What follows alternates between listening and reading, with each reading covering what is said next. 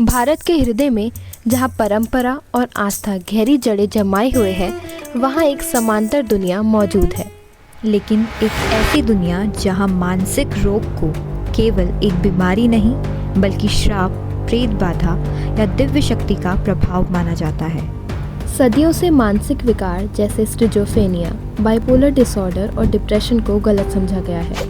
कई लोग मानते हैं कि ये बीमारियां किसी अलौकिक शक्ति का परिणाम है, श्राप, भूत प्रेत या देवताओं की नाराजगी। ये कोई अलग मामला नहीं है। पूरे भारत में हजारों लोग मानसिक स्वास्थ्य समस्याओं का सामना करते हैं, लेकिन उनकी स्थिति को भूत प्रेत का प्रभाव मान लिया जाता है। भारत में मानसिक स्वास्थ्य के प्रति जागरूकता की कमी और सामाजिक कलंक के कारण परिवार चिकित्सा की बजाय धार्मिक उपचारों की ओर जाते हैं। लेकिन ऐसा क्यों? पौराणिक कथाओं में हम हमेशा अनजान घटनाओं को अलौकिक शक्तियों से जोड़ते रहे हैं। आज भी कई मंदिर मानसिक रोगों को ठीक करने के लिए मशहूर हैं, जिससे ये धारणा बनी रहती है कि मानसिक बीमारियां आध्यात्मिक समस्याएं हैं, ना कि चिकित्सा से ठीक होने वाली। बेसिकली स्टिग्मा, किसी भी चीज़ से जब स्टिग्मा एसोसिएटेड होता है, उसका रीज़न ये होता है कि उसका लैक ऑफ नॉलेज है।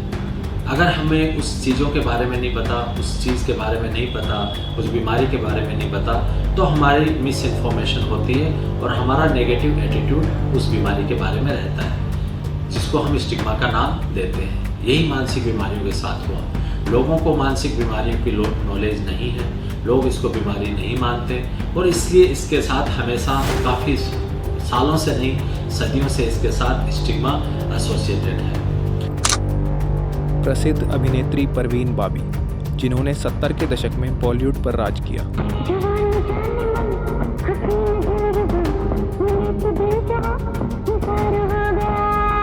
वे सिजोफ्रेनिया जैसी मानसिक स्थिति से जूझ रही थी, लेकिन उनके लक्षणों को अक्सर प्रेत बाधा या षड्यंत्र से जोड़कर देखा गया।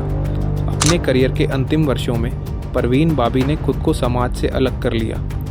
Mahesh Bhatt did try his best. He took her to UG Krishnamurthy, Bangalore लेके गए, वहाँ क्योर कराने की कोशिश की, क्योर हो भी गई। एक बार इंडस्ट्री से चली गई थी, फिर वापस आई and she was welcome in the industry. उनकी मानसिक स्थिति को नज़रअंदाज किया गया और अंततः उन्होंने अकेलेपन में अपनी अंतिम सांस ली। रैपर हनी सिंह, जिन्होंने भारतीय म्यूजिक इंडस्ट्री में क्रांति ला दी, वे बाइपोलर डिसऑर्डर और मानसिक तनाव से गुजरे, लेकिन शुरुआती दौर में इसे एक गायब होने या बुरी आत्माओं के प्रभाव से जोड़ा गया।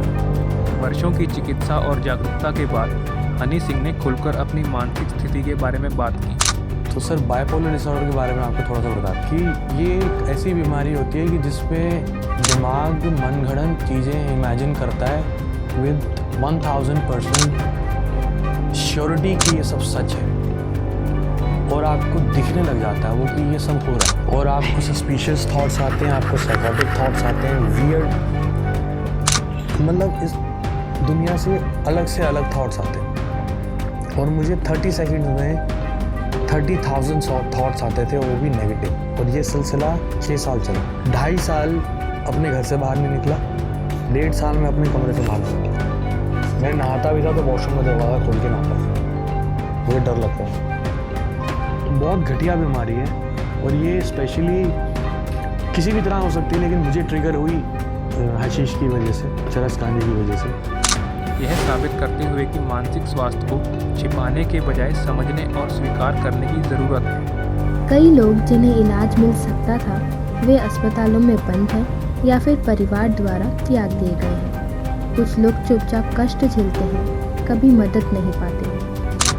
एक आंकड़े के अनुसार भारत में करीब 14% लोग मानसिक बीमारियों से जूझ रहे हैं, जिन्हें न समाज में उच्च सम्मान न स्थान दोनों नहीं मिल पाता। इसकी वजह से वह और गंभीर मानसिक बीमारियों से ग्रस्त हो जाते हैं। अधिकांश मानसिक रोगी न अपनी बीमारी को समझ पाते हैं, न ही बयां कर पाते हैं। इस क्रम में पहला कदम उस बीमारी को समझना और फिर उसे स्वीकार करना होता है। हमें ये संकल्प लेना चाहिए ऐसे मानसिक रोगियों को अपनाकर उन्हें मनोचिकित्सक की सलाह या इलाज से प्रेरित करें। लेकिन धीरे धीरे बदलाव हो रहा है।